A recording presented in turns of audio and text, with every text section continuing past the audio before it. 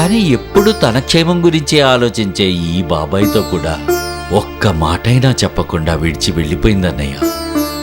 ఎక్కడికి వెళ్ళిపోయిందో, ఎన్ని కష్టాలు పడుతుందో. భార్గవి కనిపించట్లేదని, మీరే కిడ్నాప్ చేయించారని వాళ్ళ బాబాయే కంప్లైంట్ ఇచ్చారు. మీకు 24 గంటలు టైం ఇస్తున్నాను. భార్గవిని క్షేమంగా తీసుకొచ్చి అప్పగించండి, లేదంటే నా ట్రీట్మెంట్ సపరేట్గా ఉంటుంది. భార్గవిని మీరు కిడ్నాప్ చేయకపోయినా ఏమైందో కనుక్కోవడానికి ప్రయత్నించండి. అప్పుడైనా ఆవిడ బారి నుంచి తప్పించుకోవచ్చు. మరి మీరు కిడ్నాప్ చేయించకపోతే భార్గవి ఏమైనట్లు? అది తెలిస్తే నేను ఎందుకింత టెన్షన్ పడతాను? అది ఎక్కడుందో ఎవడు తీసుకెళ్లాడో గానీ నా ప్రాణం మీదకి వచ్చింది. నిన్నిక్కడ ఎందుకు తెచ్చిపెట్టామన్నది మాకు అనవసరం. మా బాస్ ఇక్కడ తీసుకొచ్చి పడేయమన్నాడు, పడేసామంతే. సింపుల్గా చెప్పాలంటే నిన్ను కిడ్నాప్ చేశాం.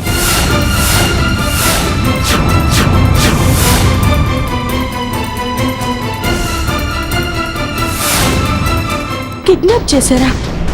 ఎందుకు? ఎందుకో ఏమిటో నాకు తెలియదని చెప్పాను కదా. మా బాస్ చేయమన్నాడు, మేము చేసామంతే. నన్ను కిడ్నాప్ చేయాల్సిన అవసరం ఎవరికుంది? ఇంతకీ మీ బాస్ ఎవరు? ఎవరు డబ్బులు ఇస్తే వాళ్లే మా బాస్. మాకు డీటెయిల్స్తో పని లేదు కాబట్టి మమ్మల్ని ఎక్కువ ప్రశ్నలు వేసి విసిగించకుండా మా బాస్ వచ్చేంత వరకు ఒక మూలన పడుండు.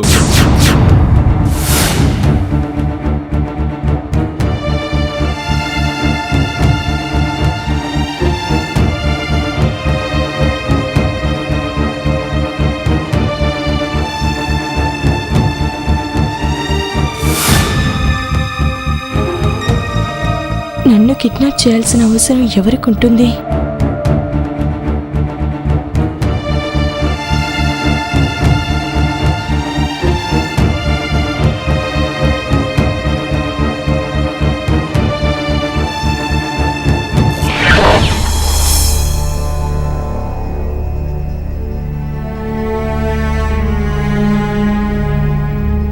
నాకు అబార్షన్ జరగలేదన్న విషయం ఎవ్వరికీ తెలియకూడదనుకున్నాను. కానీ పిన్నికి తెలిసిపోయింది. బాబాయ్కి కూడా ఏ క్షణంలోనైనా తెలిసిపోవచ్చు. బాబాయ్కి తెలిస్తే మళ్ళీ DNA పరీక్షలు అంటారు. ఇప్పుడు ఏం చేయాలి? ఏదో ఒకటి చేయాలి.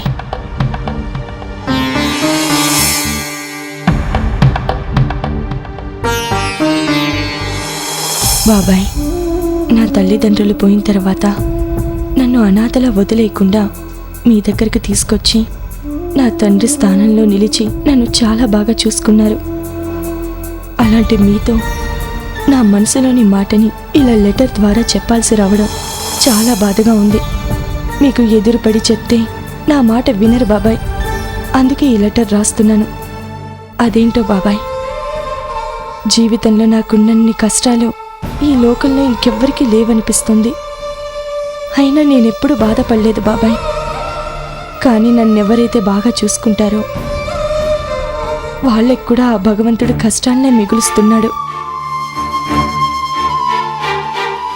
అవి కూడా నా వల్లే వస్తున్నాయి. అందుకు నాకు బాధగా ఉంది. అందుకే మీకు శాశ్వతంగా దూరం కావాలనుకుంటున్నాను. అప్పుడైనా మీరు సంతోషంగా ఉంటారేమో. మీరు నన్ను చాలా ఎక్కువగా అభిమానించారు బాబాయ్. కానీ ఆ అభిమానం ప్రియ జీవితాన్ని సమస్యలోకి నెట్టడమే నాకు నచ్చలేదు. నా మూలంగా ప్రియ జీవితం పాడవడం నాకు ఇష్టం లేదు బాబాయ్. మీరు DNA టెస్టులు చేయిస్తారనగానే నేను అబార్షన్ చేయించుకున్నట్లు అబద్ధం చెప్పాను. కానీ ఈ విషయం పిన్నికి తెలిసిపోయింది. పిన్ని ఏదో ఓ రోజు మీకు కూడా చెప్తుందని తెలుసు. అప్పుడు కథ మళ్ళీ మొదటికొస్తుంది.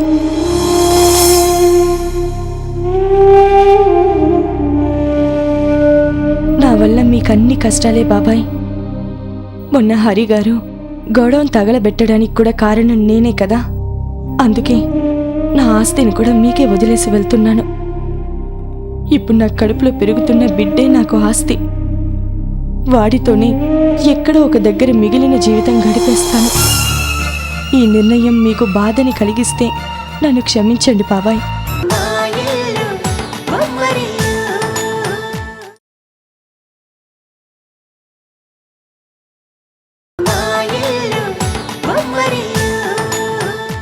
నా ఆస్తిని కూడా మీకే వదిలేసి వెళ్తున్నాను. ఇప్పుడు నా కడుపులో పెరుగుతున్న బిడ్డే నాకు ఆస్తి.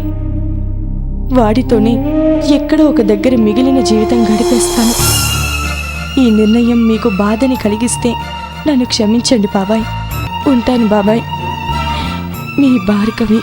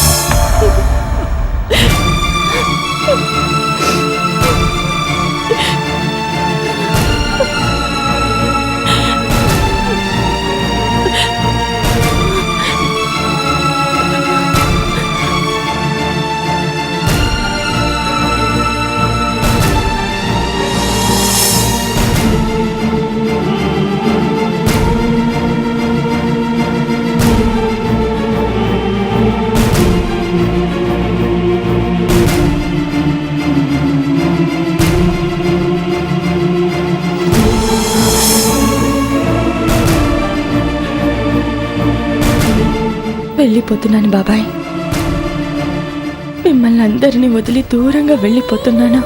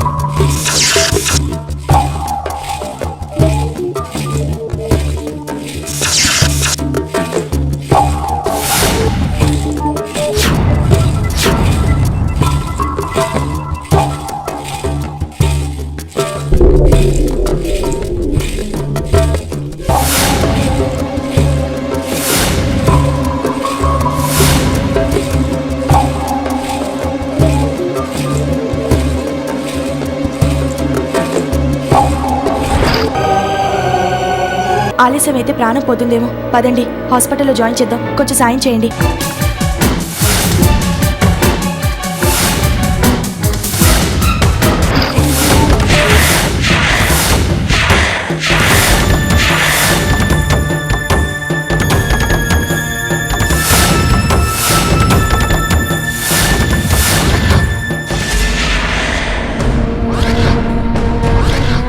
హాయ్ బేబీ, బాగున్నావా? అరేంజ్మెంట్స్ అన్నీ బాగున్నాయా? వాళ్ళు బాగానే చూసుకుంటున్నారుగా?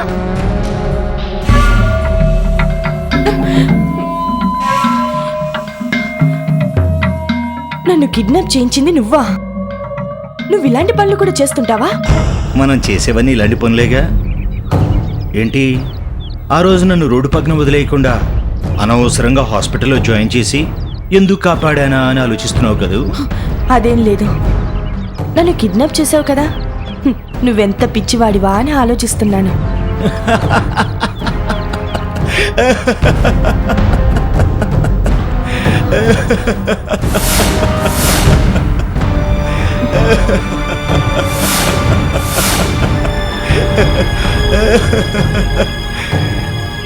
నేను పిచ్చివాడినా? అంటే నీ గురించి నీ బ్యాక్గ్రౌండ్ గురించి తెలియకుండానే నేను కిడ్నాప్ చేశాననుకుంటున్నావా? నాకు నీ గురించి తెలుసు, నీ బాబాయ్ గురించి తెలుసు, నీ ఫ్యామిలీ బ్యాక్గ్రౌండ్ మొత్తం తెలుసు. నా గురించే నీకేమీ తెలీదు. నీలాంటి వాడి గురించి ఎక్కువ తెలుసుకోకపోవడమే మంచిది గాని ముందు నన్నెందుకు కిడ్నాప్ చేసావో అది చెప్పు. మీ ఆడవాళ్ళు తెలిసి అడుగుతారో తెలియక అడుగుతారో తెలియదు కానీ భలే డౌట్లు అడుగుతారే. కిడ్నాప్ ఎందుకు చేస్తాం? గోళీలు ఆడుకోవడానికా? డబ్బు కోసమే. మీ అమ్మా బాబు పోయాక ఆస్తి నీకు కలిసి వచ్చింది కదా, అది నా పేరు మీద రాసావే అనుకో, నువ్వు ఇక్కడి నుంచి వెళ్ళొచ్చు. నా ఫ్యామిలీ గురించి బాగానే తెలుసుకున్నావు గాని అసలు విషయం తెలుసుకోకుండానే చాలా తొందరపడ్డావు. నా పేరు మీద చిల్లి గవ్వ కూడా లేదు. ఇప్పుడు నా ఆస్తి అంతా నా కడుపులో పెరుగుతున్న బిడ్డే.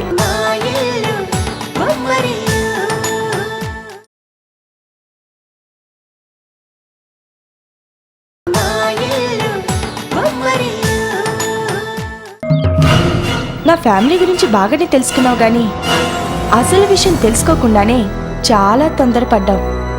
నా పేరు మీద చిల్లి గవ్వ కూడా లేదు. ఇప్పుడు నా ఆస్తి అంతా నా కడుపులో పెరుగుతున్న బిడ్డే. ఆ? కొత్తగా ఈ డెవలప్మెంట్ ఏంటి? నీకు పిచ్చెక్కింది కదా, కడుపు ఎలా వచ్చింది? ఎలా వస్తే నాకేంటి కానీ, నీ పేరు మీద చిల్లిగవ్వ కూడా లేదంటే నమ్మేసి వదిలేయడానికి నేనెవరి పిచ్చోని అనుకుంటున్నావా?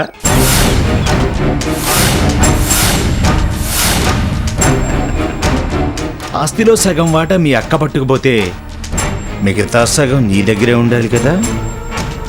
మర్యాదగా అది నా పేరు మీద రాసి.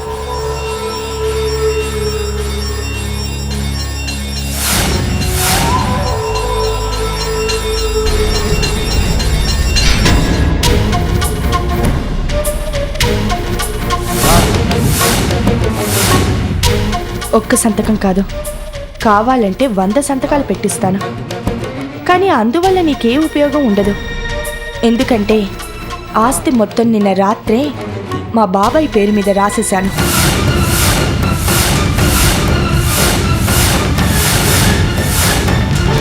ఆస్తి మా బాబాయ్ పేరు మీద రాసి నేను ఇంట్లోంచి వెళ్ళిపోదామని బయటకు వచ్చాను. సరిగ్గా అప్పుడే మీ వాళ్ళు నన్ను తీసుకొచ్చేశారు. కట్టు బట్టలతో బయటకు వచ్చేసిన దాన్ని నా సంతకాలతో నువ్వేం చేసుకుంటావు?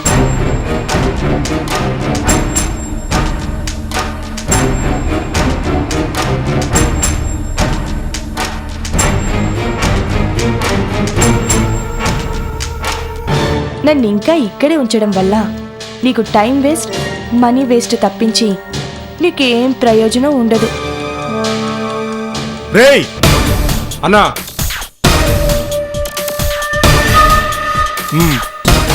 ఇదేదో కథలు చెప్తోంది.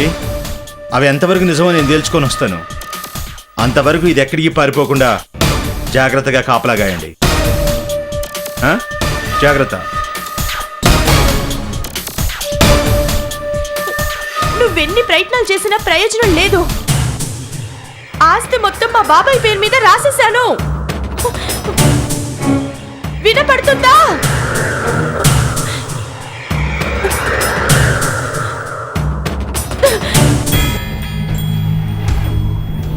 జీవన్, నాకెందుకు ఇది వర్కౌట్ అవుతుందని అనిపించట్లేదు. ఎందుకు వర్కౌట్ కాదు? దీని పేరు మీద ఎంత వస్తుందో అనా పైసలతో సహా నాకు తెలుసు. ఏమీ లేదంటే వదిలేస్తామని కథలు చెప్తోంది. లేదు జీవన్, నిజమే చెప్తున్నట్టుంది. అసలు ఆమెకి ఇంట్లోంచి వెళ్ళిపోయే ఉద్దేశమే లేకపోతే అంత అర్ధరాత్రి పూట రోడ్డు మీదకి ఎందుకు వస్తుంది?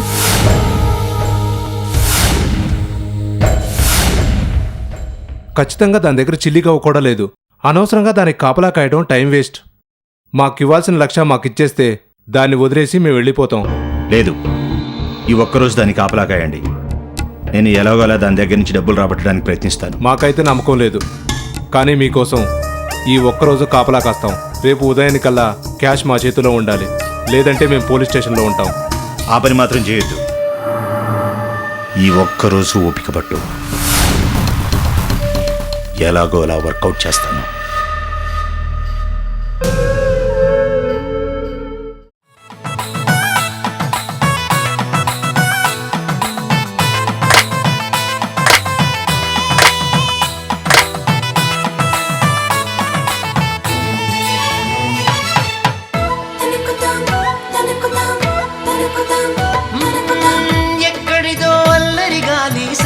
పాడగానే వీచే చిన్నారి కిన్నెర సాని పయనాలేమో చూసి